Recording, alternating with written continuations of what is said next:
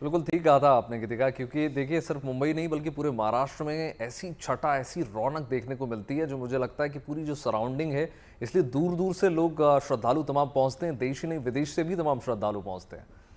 बिल्कुल वैभव, मुंबई की तस्वीर ही अलग होती है क्योंकि मुंबई में मैं रह के आ चुकी हूँ, तो मुझे लगता है कि आपको भी एक बार एक्सपीरियंस करने के लिए वहाँ ज़रूर जाना चाहिए और स्पेशली गणेशोत्सव के समय वहाँ जाना चाहिए क्योंकि उस वक्त वो जो 11 दिन होते हैं ना, उनकी बात ही कुछ अलग होती है। आप जब घर से बाहर निकलते हैं तो शायद कोई गली, कोई मोहल्ला ऐसा नहीं होता जहाँ आपको गणपति के दर्शन नहीं होते। वो तमाम रंग आप देख सकते हैं सुबह से लेकर रात तक, और रात से लेकर सुबह तक रौनक जो होती है वो बिल्कुल एक जैसी रहती है। 1 मिनट के लिए भी आपको उस रौनक में कहीं कोई कमी नहीं मिलेगी। और जगह जगह गणपति पंडाल तो अपने आप में बेहद खास है ही। आप देख सकते हैं किस तरह से हर बार ये सोचना कि किस थीम पर इस बार बप्पा का पंडाल बनाया जाए, वो भी बहुत इम्पॉर्टेंट होता है कि हर साल नया कुछ करना और नया कुछ करने की जो आस होती है वो भी भक्तों में हर साल जो होती है उसका जोश जो है वो मैंने देखा है कि हर साल बप्पा का स्वागत कितना भव्य हो। वो और भी एक और अपने आप में नोटिस किया मायने होगा गीतिका आपने कि सांप्रदायिक सौहार्द की भी तस्वीरें देखने को मिलती हैं।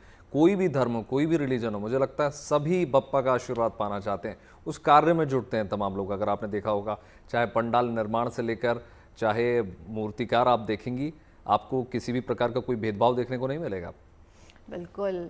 और लालबाग की तो बात ही कुछ और है, इसने मन्नतों का राजा कहा जाता है और लोग जो हैं इनके दर्शन के लिए सिर्फ मुंबई नहीं, आपको बता दूं कि बाहर से भी लोग आते हैं, बिहार से लोग आते हैं, कर्नाटक से लोग आते हैं, केरल से लोग पहुंचते हैं, यहाँ दिल्ली से भी स्पेशली लोग लालबाग के राजा के दर्शन करने के लिए जाते हैं। 11 दिन के लिए बप्पा जब स्थापित होते हैं लालबाग में तो वो 11 दिन जो है वो किसी उत्सव से कम नहीं होता।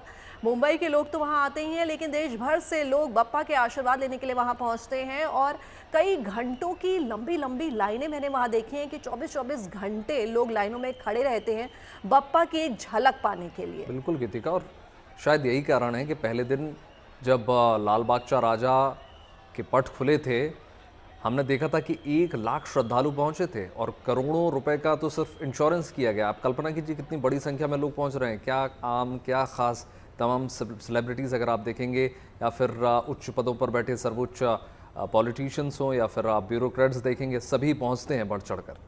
बिल्कुल।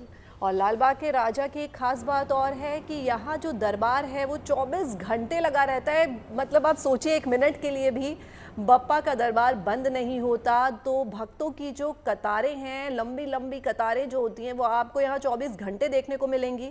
और इस बीच इस बार तो वहाँ भंडारा भी लगा है जो 24 घंटे चलेगा। वो अपने आप में बड़ी बात है कि जो भी भक्त बप्पा के दर्शन के लिए वहाँ पहुँच रहे हैं वो भंडारे के प्रसाद का आनंद भी ले सकते हैं। तो ये अपने आप में एक बहुत बड़ी बात है कि आपको वहाँ 24 घंटे भंडारा 11 दिन तक लगातार मिलेगा। और जनमानस से जुड़ी तमाम आपको थीम पर गणपति पंडाल देखने को मिलेंगे गीतिका।